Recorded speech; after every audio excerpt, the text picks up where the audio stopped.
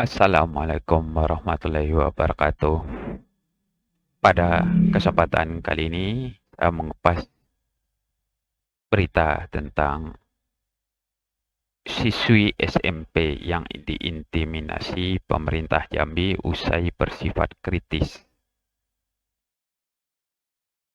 Berita ini terjadi di Provinsi Jambi, tepatnya terjadi yang dialami oleh siswi SMP di Jambi bernama Syarifah Fadiah Alkaf yang diduga diintimidasi usai mengkritisi pemerintah Jambi. Dan berita ini juga sudah mendapat perhatian Menko Hulkam, yaitu Pak Mahmud MD. Diketahui sosok siswi SMP bernama Syarifah Fadiah Alkaf viral usai mengkritisi sebuah perusahaan Cina dan pemerintah Jambi. Diduga perusahaan Cina telah merusak rumah nenek Syarifah yang juga merupakan seorang veteran. Rumah nenek Syarifah disebut hancur karena kendaraan truk-truk perusahaan Cina yang melebihi kapasitas melintas di sela rumah tersebut. Terkait peristiwa tersebut, Syarifah pun menduga ada permainan antara perusahaan Cina itu dengan pemerintah kota Jambi karena banyak pelanggaran dalam eksploitasi yang dilakukan oleh perusahaan. Syarifah curhat hal tersebut di media sosial hingga viral. Naas, siswi SMA itu malah mendapat celaan dari sosok yang diduga sebagai buzzer dari pemerintah kota Jambi.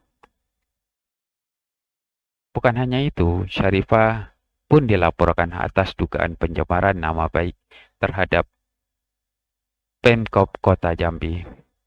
Ternyata kasus tersebut menjadi sorotan Menko Hulkam ya, Mahmud MD. Mahmud MD menyebutkan bahwa pihak telah berkoordinasi dengan Kementerian PPA, Kompolnas, dan Komisi Perlindungan Anak untuk bisa ke Jambi. Kata Pak Mahmud MD, pihaknya telah berkoordinasi dengan lembaga-lembaga tersebut untuk mendampingi Syarifah.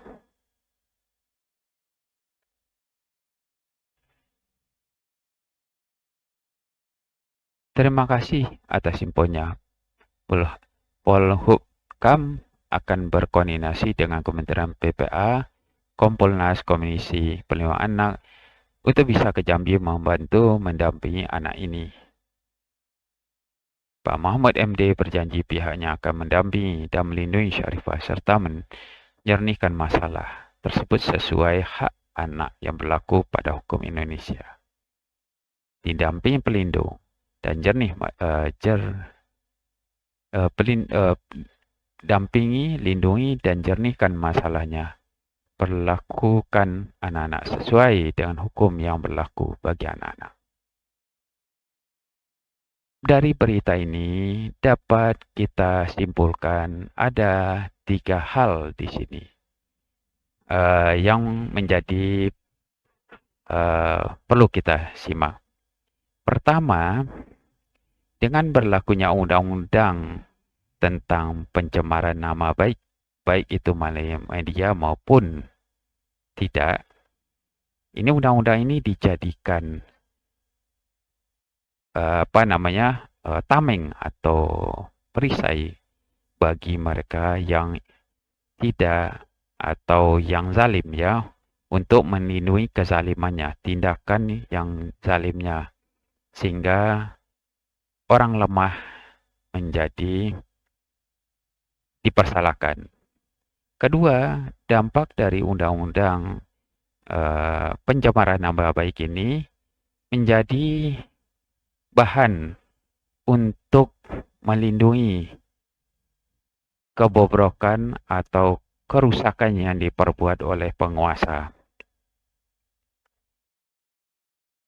Ini yang terjadi.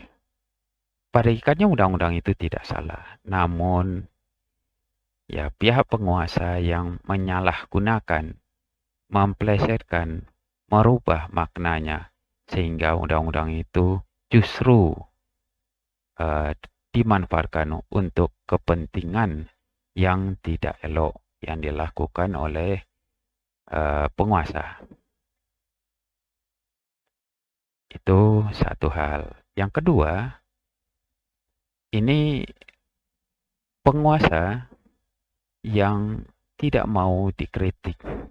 Mereka tidak melihat siapa yang mengkritiknya. Bahkan anak di bawah umur pun yang mengkritiknya mereka tidak terima, malah mereka melakukan intimidasi terhadap anak di bawah umur. Ini juga sesuatu yang memilukan. Nah, banyak hal lagi ya. Dan yang ketiga yaitu masalah premanisasi atau mungkin bahasa halusnya disebut buzzer ya. Nah, ini saat ini lagi ngetren buzzer ya yang dipakai oleh penguasa untuk menindas orang lemah. Buzzer dipakai oleh penguasa untuk melindungi dirinya, untuk menutupi kesalahan-kesalahannya. Nah, ini tiga hal ya yang kita ambil petik pelajaran dari berita ini.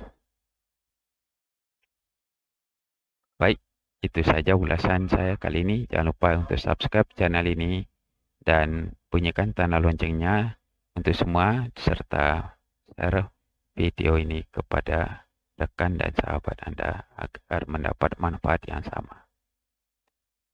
Waalaikumsalam warahmatullahi wabarakatuh.